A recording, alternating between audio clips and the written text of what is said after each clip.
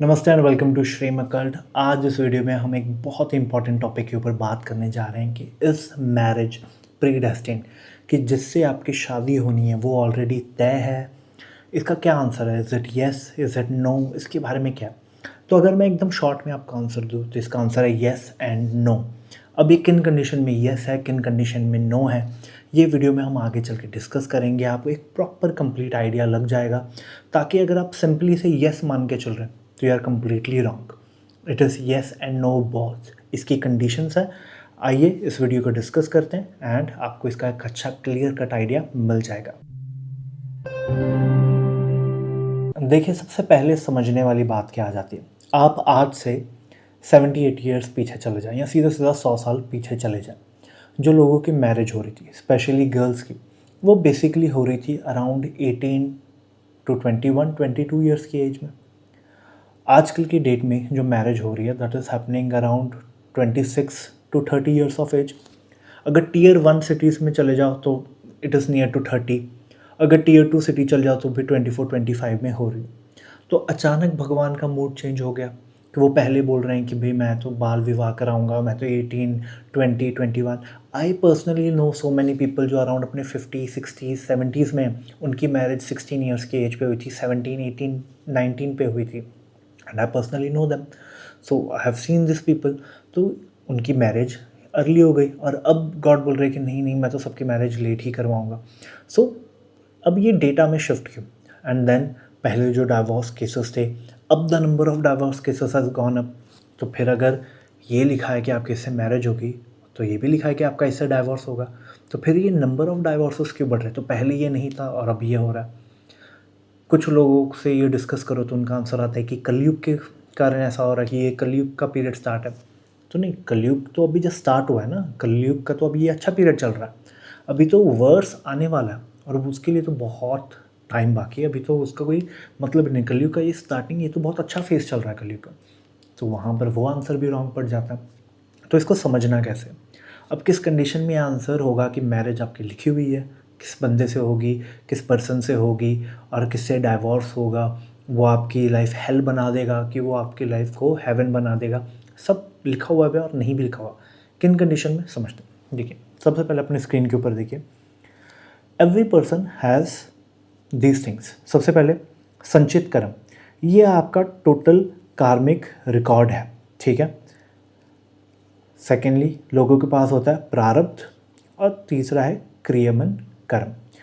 संचित कर्म क्या है? सपोज करिए कि आपके पास 100 कर्म है, ठीक है। भगवान ने आपको बोल दिया कि ये 100 कर्म है और ये 100 के 100 कर्म आपको डिज़ोल्व करने, ज़ीरो होंगे तब आपको वैकुंठ मिलेगा, तब आपको स्वर्ग तक लेके जाया जाएगा, ठीक है।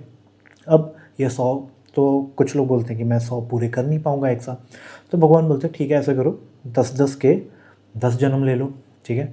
तो अब आप 10 लेके, ये जो 10 का पैकेट है वो लेके आ गए, वो हो गया आपका प्रारब्ध, ठीक है।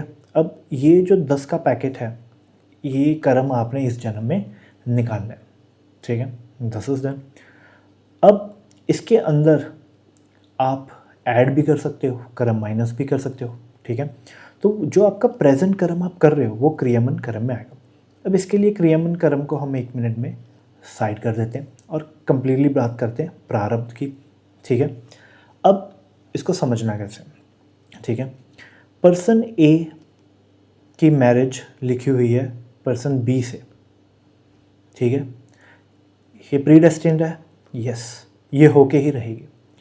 इस जन्म में होगी, नो, ये आपकी चॉइस है, ठीक है।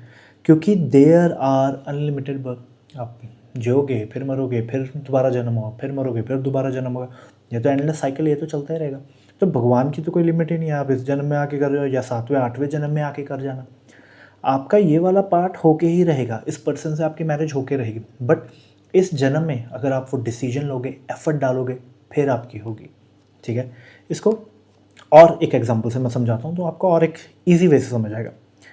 कुछ पॉइंट्स आपकी लाइफ में फिक्स्ड होते हैं, उस पॉइंट से उस पॉइंट तक आपको जाना ही होता है, वो फिक्स्ड है।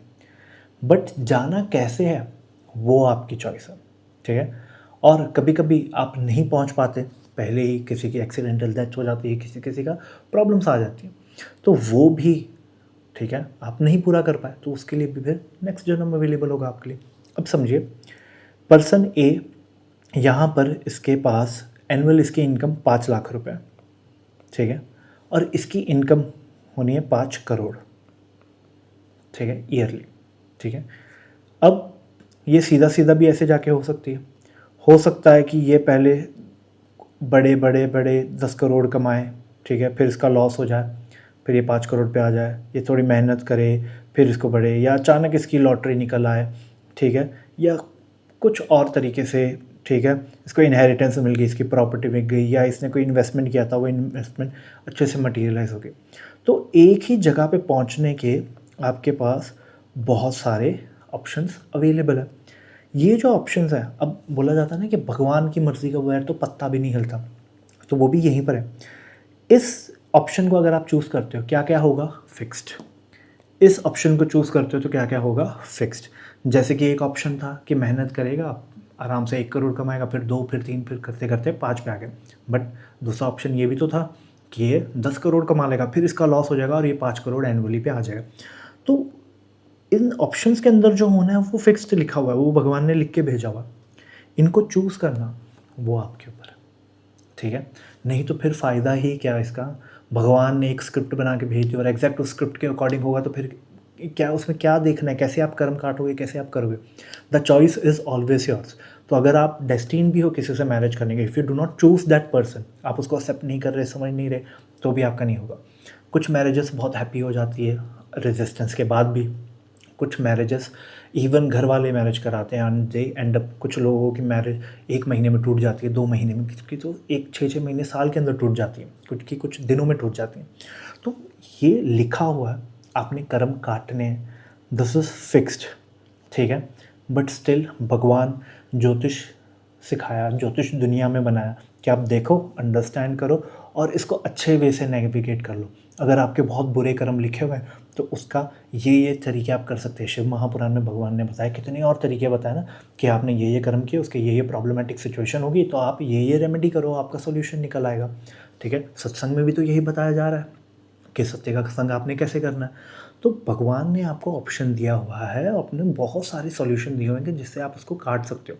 तो अगर वो नेगेटिव भी लिखा हुआ है, you still have a choice to make, ठीक है। जब आप एफर्ट डालोगे, चॉइस करोगे, करेक्ट डिसीजन लोगे और फिर जाके होगा, अच्छी दशा आएगी आपको। बहुत जो आपके सर्कमस्टेंसेस हैं, ठीक है, वो आपको परोस के दे दिए जाएंगे। ये आपके ऊपर है कि आप उसको कैसे रिएक्ट करके चूज़ करोगे, और जिसको आपने चूज़ कर लिया फिर वो वाली स्टोरी लाइन स्टार्ट हो जाएगी और उसके अकॉर्डिंग रिजल्ट आएगा। तो ये जो चॉइसेस है ये आपके ऊपर है। इसके लिए भगवान से प्रार्थना करने से, आराधना करने से, मेडिटेशन करने से, योगा करने से, ठीक है, अपने आप के साथ बैठने से आप सही रास्ता है वो चुन सकते हो। ज्योतिष का मकसद ये है, ठीक है, कि आपको रोशनी दिखाना कि ये आपके लिए करेक्ट पाथ है। अगर पाथ वो चुनना ही आपके लिए लिखा है और उसके ऊपर गलत लिखा है तो ये उसकी रेमेडीज़ आप करिए, इसका ये सॉल्यूशन है। तो कैसे उस कर्म को आप अच्छे कर्मों के साथ थोड़ा सा रिजॉल्व कर सकते हो, डिसॉल्व कर सकते हो। तो अगर बेसिक शब्दों में कहा जाए कि आपके साथ मैरिज, डाइवोर्स और कितनी अनहोनी होती है इस दुनिया में, ठीक है, बड़े बड़े प्रॉब्लमेटिक केसेस हो जाते हैं, विमेन के साथ, मेन के साथ, बहुत कुछ हो जाता है। ये आपकी कर्म है जो आपको काटने पड़ेंगे। यस, आपके ऊपर है, आप अच्छे कर्मों के साथ इसे डिसॉल्व भी कर सकते हो। और प्लस आपने बहुत सारे संतों को भी सुना होगा, उन्होंने बोला है कि फिर इंसान का गधे में फ़र्क ही क्या है, कि अगर वो अपने खुद एफर्ट से उसको चेंज नहीं कर पा रहा। हठ योग नाम की एक चीज़ होती है, आप उसको सर्च करिए, उसमें भी है कि अपने अपने एफर्ट्स के साथ उसको चेंज कर सकते हो अपने कर्मों को। तो भगवान आपको ऑप्शन दे रहा, आपको उसको चूज़ करना है, सही को एफर्ट डालना है, और अगर गलत भी आपकी किस्मत में लिखा हुआ है तो उसके ऊपर अच्छे से रेमेडी करके, उसके लिए उसके सब्स्टिट्यूट अच्छे कर्म करके। अगर आप में लिखा है कि आपकी मैरिज प्रॉब्लमेटिक होगी तो आप लोगों की मैरिज करवाइए, one of the biggest remedy of Venus, ठीक है। आप लोगों को साथ में मिलवाइए, अरेंजमेंट करवाइए, उनकी शादी के लिए पैसे दीजिए। पुराने ज़माने में भी आपने देखा होगा कि जो गाँव के इलाके के जो सबसे अमीर लोग होते थे वो कम्युनिटी मैरिज कराते, बहुत सारी लड़कियों को इकट्ठा करके उनकी मैरिज करा के उनको दहेज देते थे। तो ये वीनस की रेमेडी में से एक रेमेडी आ जाती है। तो बहुत सारे यहाँ पर चीज़ें होते हैं, सिंपली ये नहीं कह सकते कि हाँ इट इज़ प्री डेस्टिन, ठीक है। उस पर्सन का मिलना, ठीक है, उस पर्सन के साथ आपकी कैसे निभेगी ये भी आपके ऊपर है।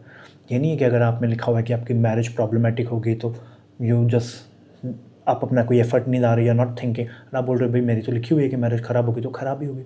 नहीं, वो आपने उस जगह पे कैसे रिएक्ट करना है, कैसे उसको अंडरस्टैंड करना है, ये किस वे से चलेगी। जैसे मेरे पास लिटरली एक केस था, उस पर्सन की शुक्र की महादशा चल रही थी, ठीक है। शुक्र की महादशा में आपके पास लग्जरी होगी, बड़ी बड़ी गाड़ियों में आप घूमेंगे, आप महंगा कपड़ा पहनेंगे, आप मार्केट के आपके चक्कर लगेंगे, फलाना फलाना ये कहा जाता। उनके साथ ऐसा कुछ नहीं हो रहा था, बट जब उन्होंने अंडरस्टैंड किया, ज्योतिष को समझा और वो किया, तो उनके माइंड ने वो मैनिफेस्ट किया, परसीव किया, अंडरस्टैंड किया, और फिर उनके साथ वो होने लग गया। बट उससे पहले नहीं हो रहा था। एंड 4 to 5 ईयर्स ऑफ दशा वो निकाल चुके थे, जिसमें 2 अंतरदशा भी उन्होंने झेल ली थी। तो फिर ये क्यों हुआ, जब उनको पता लगा कि दिस इज़ पॉसिबल, फिर उनके साथ ये क्यों हो पाया, ठीक है।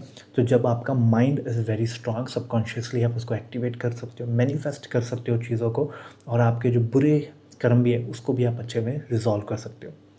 आई होप कि मैं इस वीडियो में आपको कुछ समझा पाया, क्लैरिटी दे पाया। इन केस आपको नहीं समझ आ रहा, आप कमेंट सेक्शन में मेंशन करिए, I will reply over there.